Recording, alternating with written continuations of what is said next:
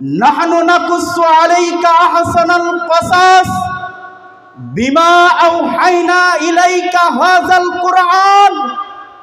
আল্লাহর নামে শপথ করে বলতেছি, এই আয়াতের অনুবাদ, এর ব্যাখ্যা, এর মর্মার্থ যদি মিনিমাম জ্ঞান কোনো মানুষের থাকতো, তাহলে ওই গ্রামে কোনোদিন পীর টিকতে পারতো না, কোনোদিন তাবিজ লিখতে পারতো না, কোনোদিন কিসসা কাহিনী বলে কেউ 3 মিনিট থাকতে পারতো না।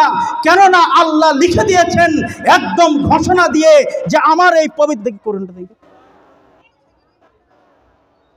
কারণ আল্লাহ লিখে দিয়েছেন, ঘোষণা দিয়ে লিখে দিয়েছেন যে আমার এই পবিত্র কোরআনের চাইতে উত্তম কিসসা, উত্তম কাহিনী, উত্তম ঘটনার কোথাও নাই। সুবহানাল্লাহ।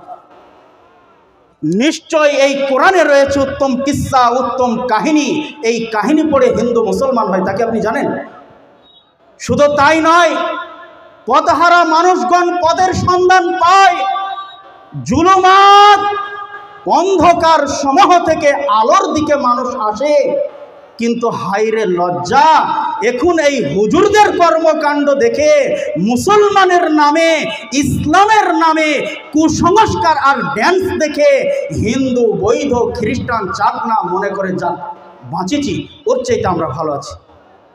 অথচ আমরা জানি এমন একটা সময় মুহাম্মদ সাল্লাল্লাহু আলাইহি ওয়াসাল্লামকে আল্লাহ নবুয়াতি দিয়ে এই দুনিয়াতে পাঠিয়েছিলেন, যেই জামানার নাম ছিল জাহিলি সময়, বর্বরতার সময়, যেই সময় মায়েদের কোনো সম্মান ছিল না, মেয়েদের কোনো সম্মান ছিল না, মায়েদের কোনো ইজ্জত ছিল না, নেশাদার দ্রব্যকে মানুষ পাপ মনে করত না, হারামকে মানুষ হারাম মনে করত না, হালালকে মানুষ হালাল মনে করতো না, এগুলো রক্তের সাথে মিশে গিয়েছিল।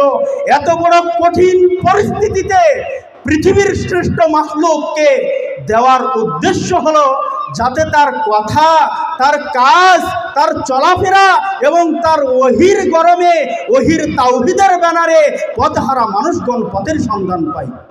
ঠিক কিনা? এই যে এত বড় কোরআন কেন নাজিল হয়েছে? 14 নম্বর সূরা, সূরা ইব্রাহিম, আল্লাহ সুবহানাহু ওয়া তাআলা বললেন, আলিফ লাম রা কিতাবুন আনজালনাহু ইলাইকা লিতুখরিজান নাসা মিনাজ যুলুমাতি ইলান নূর। এই জন্য আমি কিতাব আপনার উপরে দিলাম হে মুহাম্মদ সাল্লাল্লাহু আলাইহি ওয়াসাল্লাম, যাতে অন্ধকার সমূহ থেকে মানুষকে আলোর দিকে আনতে পারেন। আলোর দিকে ডাকা তো এখন বহু দূরের কথা। জুলুমাত মানে অন্ধকার, জুলুমাত মানে শিরিক, জুলুমাত মানে বিদআত, জুলুমাত মানে বান্দার হক নষ্ট করা, জুলুমাত মানে মাকে ভাত না দেওয়া, জুলুমাত মানে বাবাকে ঘাড় ধাক্কা দিয়ে বাড়ি করে দেওয়া, জুলুমাত মানে নিজের স্ত্রীর সাথে অবৈধ, নিজের স্ত্রীকে মারধর করা, জুলুমাত মানে এখানে সমস্ত পাপ আলটিমেট প্যাকেজ করে বহুবচন বলা হয়েছে। জুলমের বহুবচন জুলুমাত।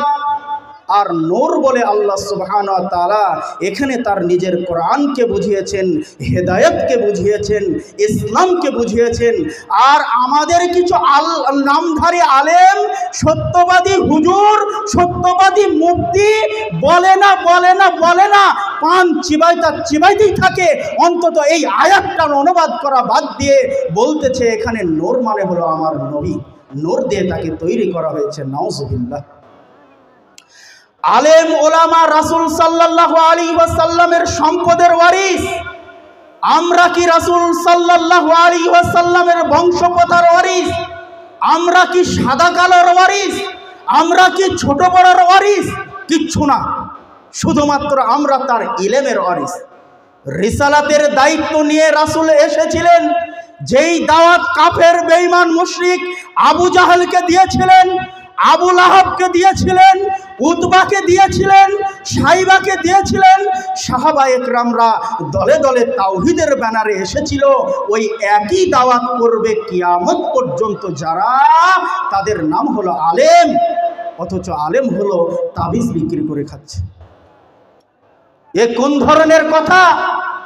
মাকে চেয়ার থেকে টান দিয়ে তুলিয়ে চাচি শাশুড়িকে বসাই, ও কি মানুষ? ও মাকে ভাত দেয় না, বাপকে ভাত দেয় না, শ্বশুর শাশুড়িকে বাড়িতে নিমন্ত্রণ করে এনে বাড়িতে বিরিয়ানি পোলাও করে খাওয়াচ্ছে। ও কি মানুষ? মাকে বাড়ি থেকে ঘাড় ধাক্কা দিয়ে বার করে দিচ্ছে, বাবাকে অনাথ আশ্রমে ভর্তি করাচ্ছে, আর ওর চাচি শাশুড়িকে নিয়ে হজ করাতে যাচ্ছে। ও কি মানুষ?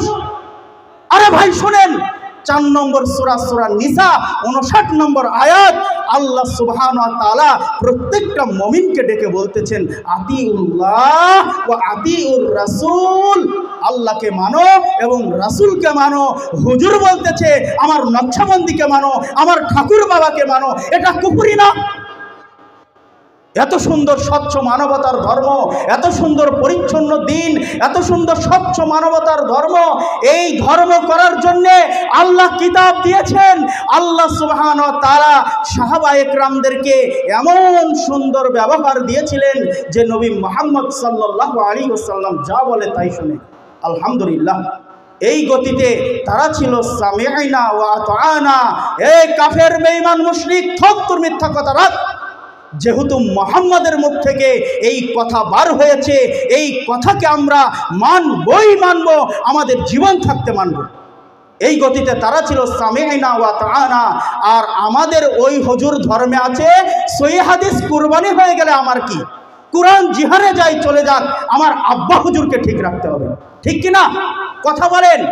দেখবেন যারা মাজার পূজারী, পীর পূজারী আছেন, তারা কোরআন হাদিসকে তো সম্মান দেয় না, অথচ বাবের নামে যদি কিছু বলেন আপনি, আপনাকে কেটে ফেলে দেবে তারা।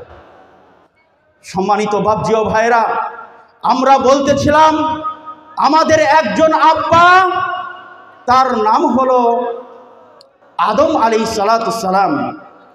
আমাদের আরেকজন আব্বা, তার নাম হলো ইব্রাহিম আলাইহিস সালাতু সালাম। খালি একবার আল্লাহ ইব্রাহিমকে বলেছিল, ইব্রাহিম আসলিম, তুমি সারেন্ডার করো।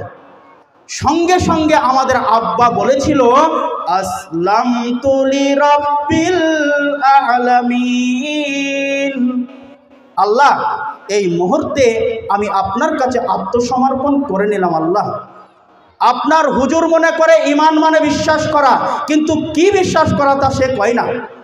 কেন? একটা নকশবন্দিও তো বিশ্বাস করে, একটা ঠাকুর বাবাও তো বিশ্বাস করে যে আব্বা হুজুর দোয়া করলে ছেলে মেয়ে হয়ে যেতে পারে, আর মেয়ে ছেলে হয়ে যেতে পারে। আরে ভাই, তার সাবরি বাবাও তো এই কথা বলে যে আমার আব্বা হুজুর জায়নামাজের ওপর দিয়ে ভাসতে ভাসতে চলে গেছিল, একটুকুন পানি ভিজে নাই। কি বুঝলেন আপনারা? এই কথা বলেছিল? জি না, তারা বলেছিল ইহদিনাস সিরাতাল মুস্তাকিম। তারা বলেছিল লা ইলাহা ইল্লাল্লাহ, লা ইলাহা ইল্লাল্লাহ। এর অর্থ আপনার হুজুর বুঝে নাই। যদিও বুঝেছে, মানুষের মতো করে বুঝেছে, আল্লাহ যেভাবে বুঝাইছেন সেইভাবে সে বোঝে নাই। লা ইলাহা ইল্লাল্লাহ এর অর্থ কি বলেন তো দেখি? কি কেউ জানেন না নাকি? লা ইলাহা ইল্লাল্লাহ এর অর্থ কি?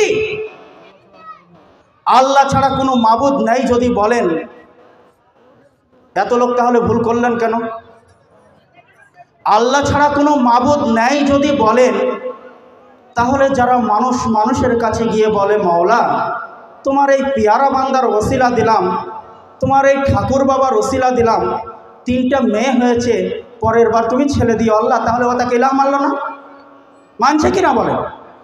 যারা বলে আল্লাহ তোমার এই পিয়ারা বান্দার ওসিলা দিলাম, 3টা মেয়ে হয়েছে, পরের বার তুমি ছেলে দিও আল্লাহ, তাহলে কি ও তাকে ইলাহ মানল না?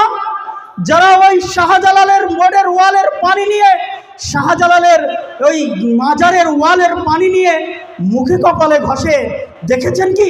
মুখে কপালে ঘষে আর প্রতিবন্ধী বাচ্চাদেরকে নিয়ে গিয়ে গড়াইয়া দিচ্ছে, আর 300 টাকা 500 টাকা দিয়ে চিংড়ি মাছ কিনে সারা দিন বাবার দরবারে ফেল ফেল ফেল ফেল করে ঘুরতে রয়েছে। তাহলে ও কি তাকে ইলাহ মানল না? মানছে কি না বলেন? মেনেছে।